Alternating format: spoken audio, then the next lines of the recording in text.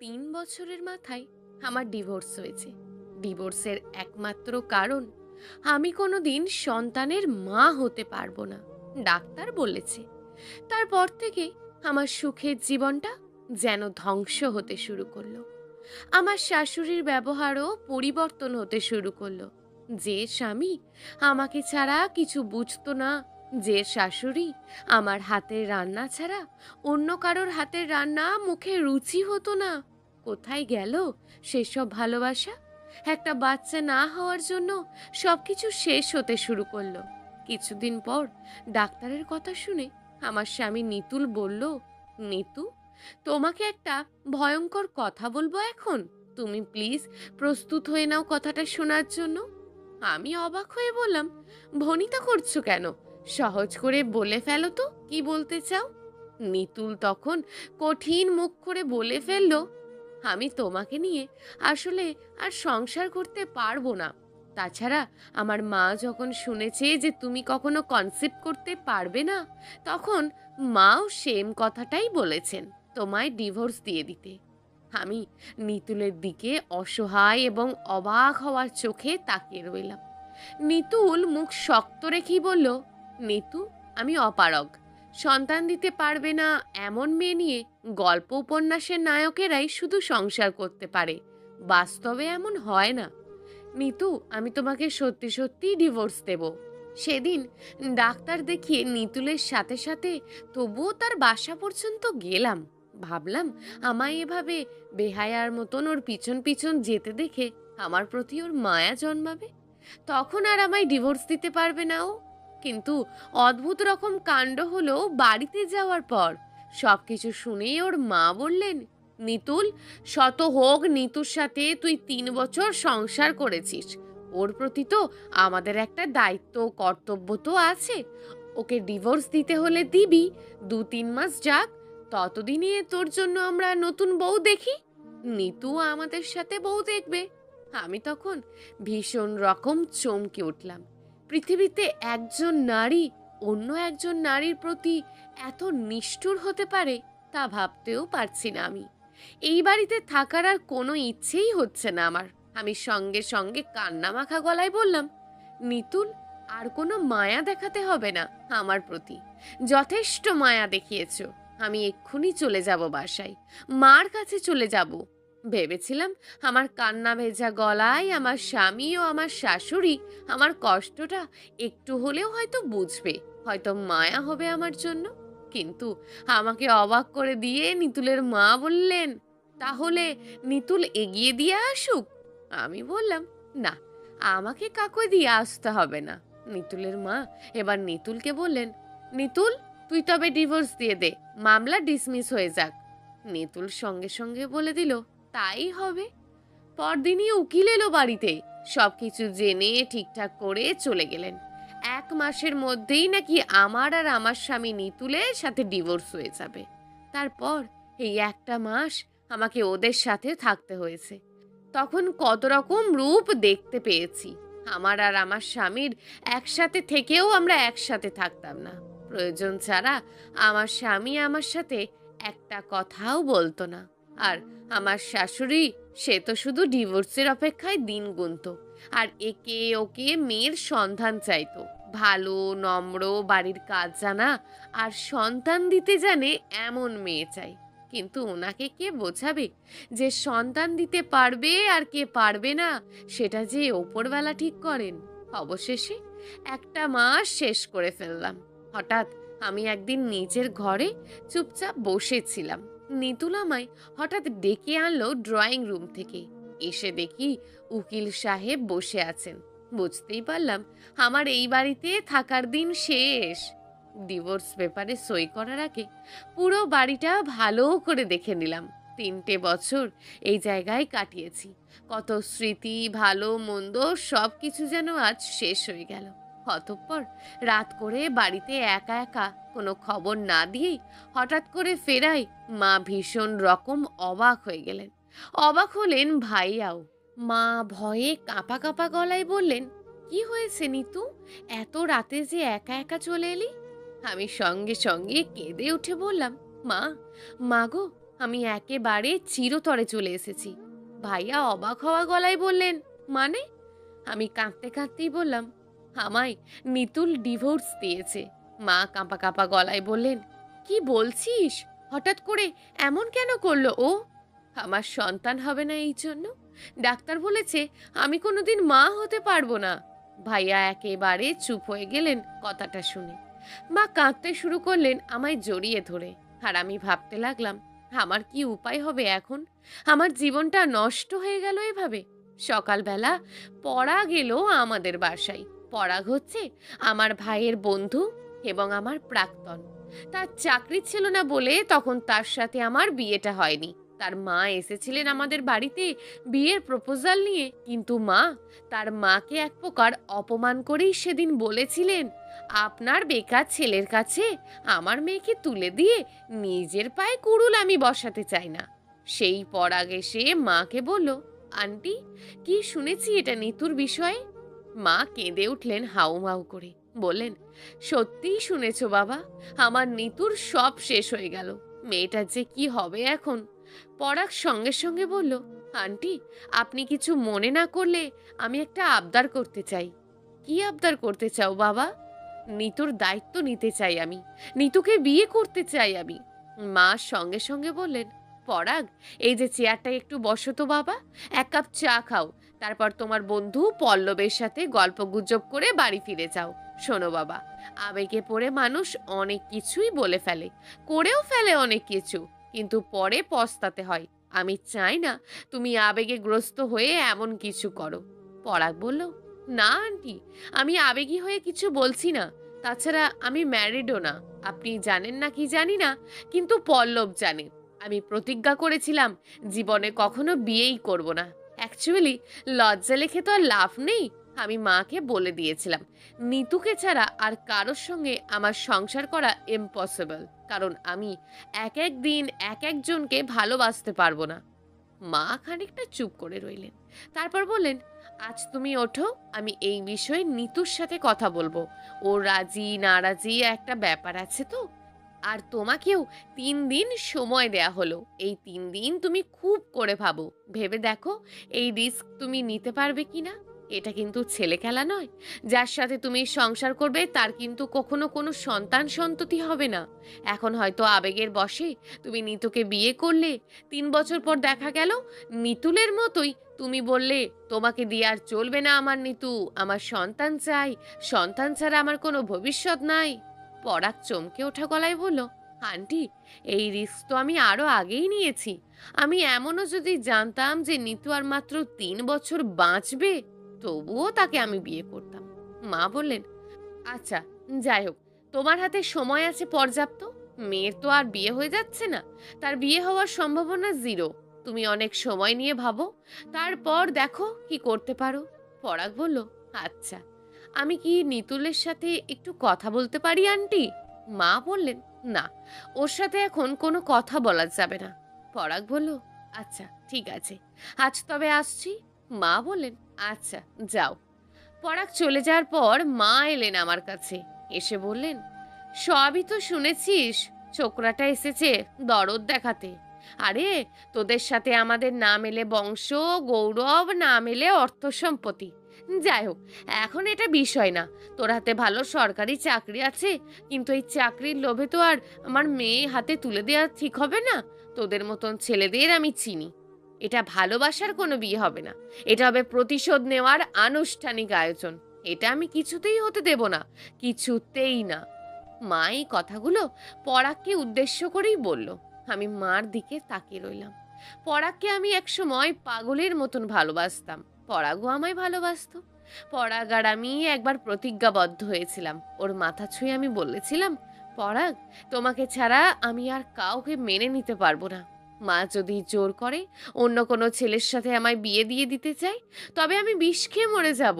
পরাগ সঙ্গে সঙ্গে আমার মুখ চেপে ধরেছিল আর কাঁপা কাঁপা গলায় বলেছিল, ছি, এমন কথা কেউ বলে? মৃত্যুর কথা আর কখনো বলবে না। তারপর পরাগ আমার মাথা ছুঁয়ে প্রতিজ্ঞা করলো।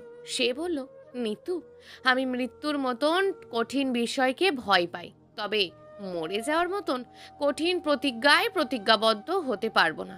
তবে যা পারবো তা হলো, আমার জীবনে তুমি ছাড়া দ্বিতীয় কোনো নারীকে আসতে দেব না। তোমায় যদি না পাই, তবে অন্য কোনো মেয়েকে আমি বিয়ে করব না। পরাগ তার কথা রেখেছিল। আমি বাস্তবতার সম্মুখীন হয়ে সব ভুলে গিয়েছিলাম, প্রতিজ্ঞা রাখা হয়নি। মা বলেছিল নিতুলকে বিয়ে না করলে মা সুইসাইড করবে। আমি তখন ভয় পেয়েছিলাম, বাধ্য হয়েছিলাম সেদিন বিয়ে করতে। বিয়ের পর যে পরাগকে ভুলে গিয়েছিলাম একেবারে, বিষয়টা এমন না।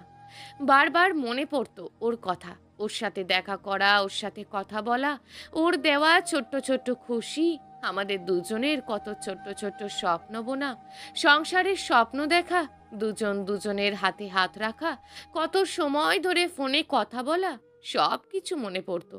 কিছু বলতে পারিনি আমি। আমি শুধু ভুলে থাকার অভিনয় করতাম। আমার মনে হয় পৃথিবীর সব মানুষই এমন, সত্যিকারের কেউ কাউকে ভুলে থাকতেই পারে না, শুধু চেষ্টা করে ভুলে যাওয়ার, আর অভিনয় করে যে আমি ভুলে গেছি, সম্পূর্ণ রকমে ভুলে গেছি। কিন্তু আসলেই ভালোবাসা ভোলা তো যায় না, আর যা ভোলা যায় তা কখনো ভালোবাসা হয় না। ঠিক 3 দিন পর পরাগ আবার এলো আমাদের বাড়িতে। এসে মাকে বলল, আমি প্রস্তুত আন্টি।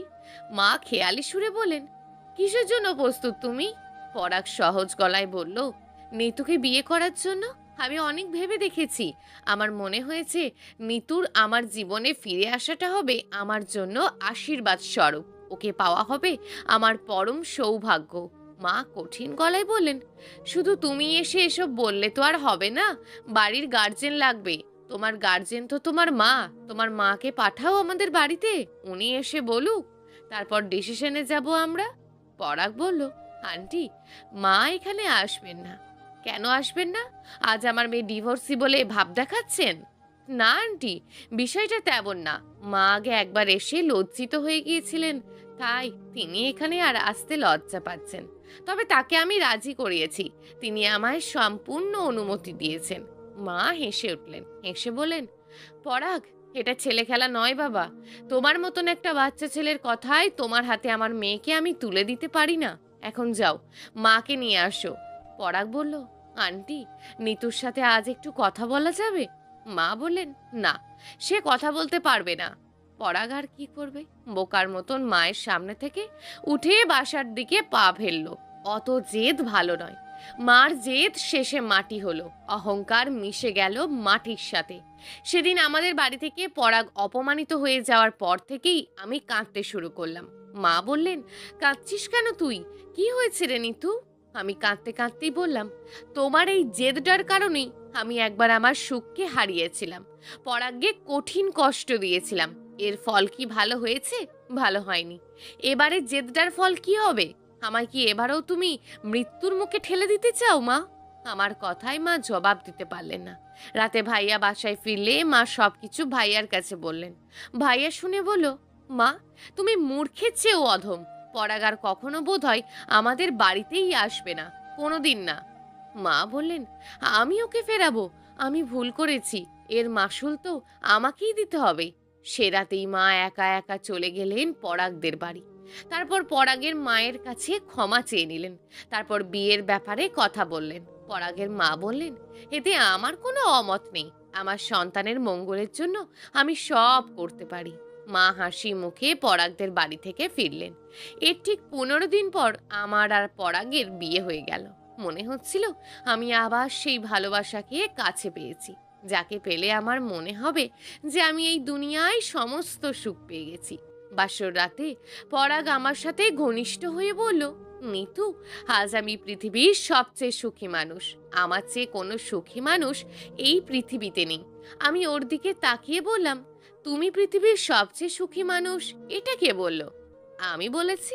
তোমাকে পাওয়ার পর মনে হয়েছে আমার আর কোনো দুঃখ নেই। আমি ওর চোখের দিকে তাকিয়ে রইলাম আর বললাম, আমার সম্পর্কে সবকিছু জানার পরও তুমি কেন আমায় বিয়ে করতে রাজি হলে? পরাগ মৃদু হেসে বলল, ভালোবাসি বলে। তাছাড়া তোমার সন্তান হবে না এটা কি করে ডাক্তার জানে? সন্তান দানের মালিক কি ডাক্তার? আমার তো মনে হয় তুমি সন্তানের মা হবে শীঘ্রই।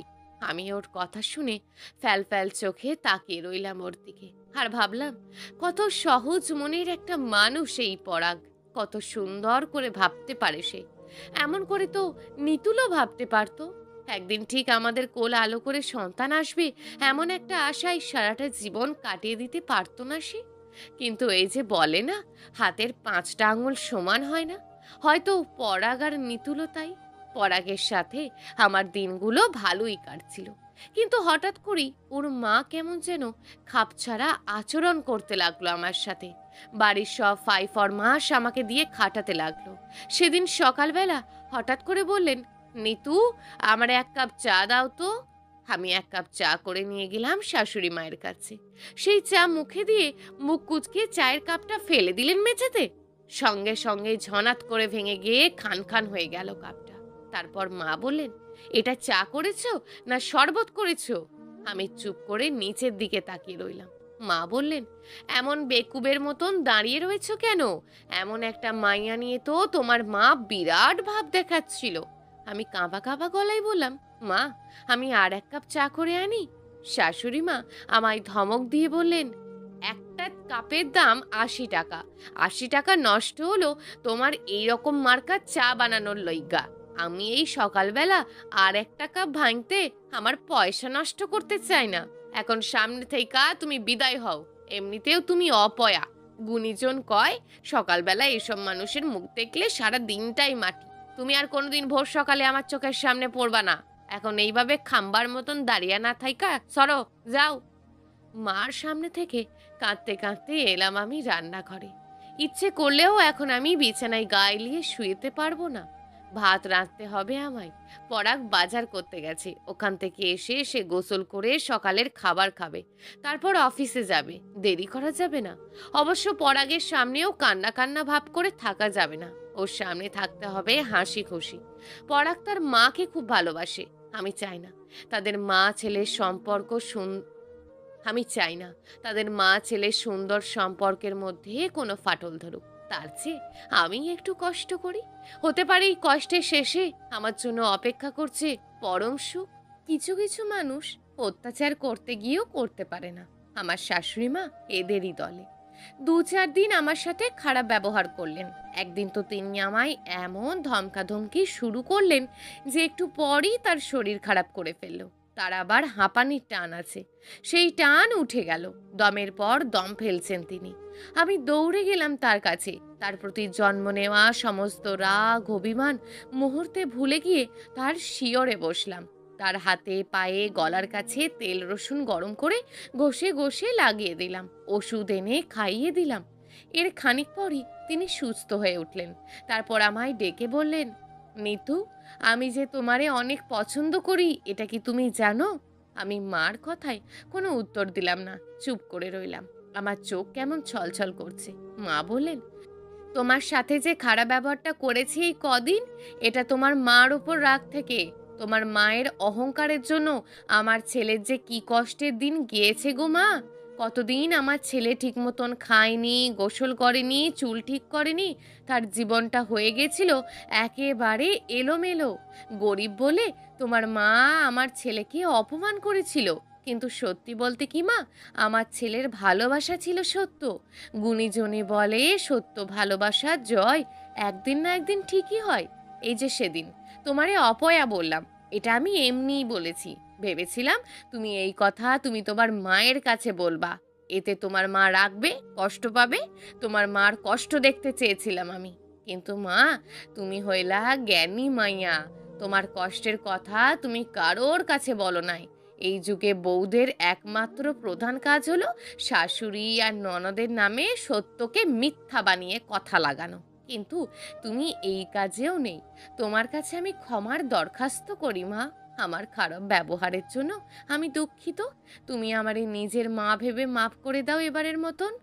মার কথাগুলো শুনে এবার আমার চোখ থেকে টপ টপ করে কয়েক ফোঁটা জল গড়িয়ে পড়ে গেল।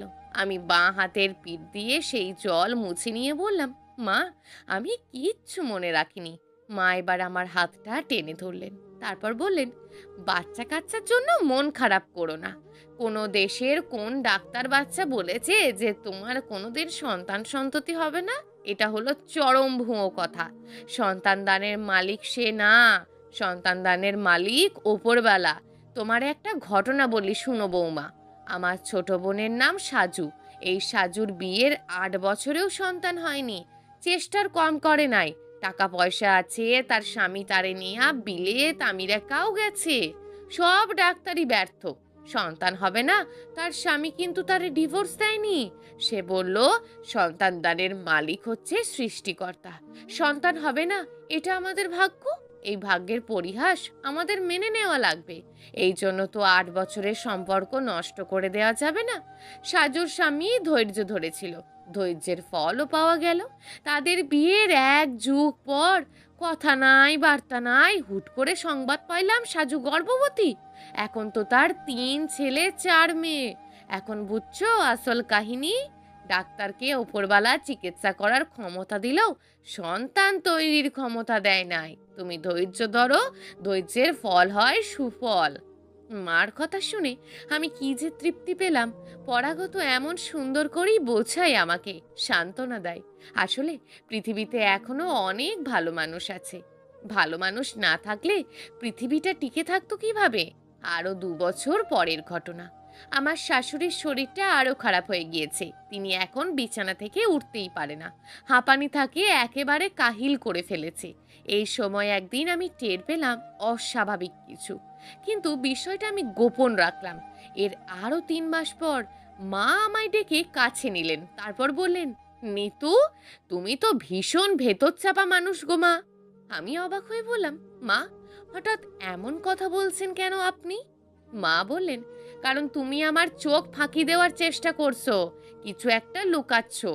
আমি বললাম, কি লুকাবো মা আপনার কাছে? তোমার সন্তান হবে এই কথা। আমি অবাক হয়ে বললাম, এই কথা তো আমি ছাড়া আর কেউ জানে না মা। তবে আপনি জানলেন কি করে? মা বললেন, মায়েরা অনেক কিছু জানে। তারা সন্তানের গায়ের রং দেখেই বলতে পারে সন্তানের ভেতর কোন অসুখ আর কোন সুখ চলছে এখন। আমি সঙ্গে সঙ্গে জড়ো হয়ে কেঁদে উঠলাম। কাঁদতে কাঁদতে বললাম, মা, আমি বলতে সাহস পাচ্ছিলাম না। কেন জানি মনে হচ্ছিল এটা আমার দেখা কোনো স্বপ্ন। একটু পর দেখবো স্বপ্নটা ভেঙে গেছে। এর জন্য ভয়ে ভয়ে বলছিলাম না কারোর কাছে। মা সেদিন অদ্ভুত এক কাণ্ড করলেন। এমনিতে তিনি বিছানা থেকে উঠতে পারেন না একা একা, কিন্তু সেদিন সন্ধ্যাবেলা তিনি ছোট্ট মেয়েদের মতন লাফিয়ে বিছানা থেকে উঠে গেলেন। তারপর গেলেন আলমারির কাছে। আলমারি থেকে একটা সোনার চেন নামিয়ে এনে আমার গলায় পরিয়ে দিয়ে বললেন, আমার পক্ষ থেকে এই উপহার। পরাগদের বংশের নিয়ম এটা। বউ প্রথম গর্ভবতী হলে তার শাশুড়ির চেন বউয়ের গলায় পরিয়ে দেয়। তুমিও একদিন তোমার সন্তানের বউয়ের গলায় পরিয়ে দেবা এই চেন। সেই দিন সন্ধ্যাবেলায় মাকে জড়িয়ে ধরে অনেকক্ষণ কাঁদলাম আমি। আর মনে মনে ভাবলাম, পৃথিবীর সবগুলো মানুষ এমন কেন না? এমন হলে কি সত্যি সত্যি পৃথিবীটা ভীষণ সুন্দর হয়ে যেত না? রাতে পরাগ ফিরে যখন শুনল সে আমার সন্তানের বাবা হতে যাচ্ছে, তখন সে খুশিতে আত্মহারা হয়ে উঠল। সে সঙ্গে সঙ্গে আমায় জড়িয়ে ধরে বলল, নিতু, তুমি জানো না, একটা ছেলে প্রথম সন্তানের বাবা হবে, এমন সংবাদের চেয়ে খুশির সংবাদ আর কোনো কিছু নাই এই পৃথিবীতে। আমি পরাগের দিকে তাকিয়ে রইলাম। ওর চোখে চকচক করছে জল।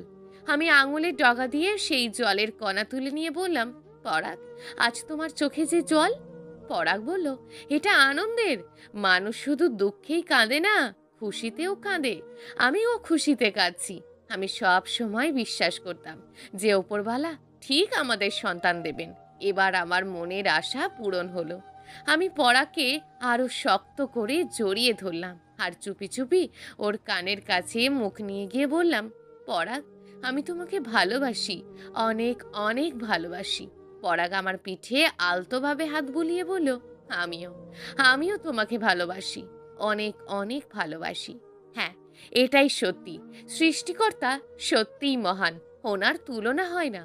এত সুখ তিনি লিখেছিলেন আমার কপালে। আমিও অন্যদের মতন বাচ্চার মা হব, আর 5 জনের মতন আমিও সন্তানের মুখে মা ডাক শুনবো। অশেষ ধন্যবাদ আপনাকে সৃষ্টিকর্তা। আরেকটি খবর দেওয়া খুব প্রয়োজন আপনাদের। ওই যে নিতুল আমায় ডিভোর্স দিয়েছিল আমার সন্তান হবে না এই খবর শুনে, সে কিন্তু আমায় ডিভোর্স দিয়ে আরেকটি বিয়ে করেছিল। ডাক্তার এবারেও নাকি বলেছে তাদের কোনো সন্তান সন্ততি হবে না। কি অদ্ভুত ব্যাপার! আসলে অবিশ্বাসীরা কোনো দিন জিততে পারে না, সব কিছু ওই যে ওপরওয়ালার কৃপা। প্রিয় দর্শক, যদি আজকের গল্পটি আপনাদের ভালো লেগে থাকে তাহলে ভিডিওটিতে অবশ্যই একটি লাইক করে আপনার মূল্যবান একটি কমেন্ট করুন। আর হ্যাঁ, চ্যানেলটিকে যদি সাবস্ক্রাইব করে না রাখেন তাহলে চ্যানেলটিকে অবশ্যই সাবস্ক্রাইব করে আমাদের পাশে থাকুন। দেখা হবে আগামীকালের নতুন এবং আকর্ষণীয় গল্প নিয়ে। ধন্যবাদ।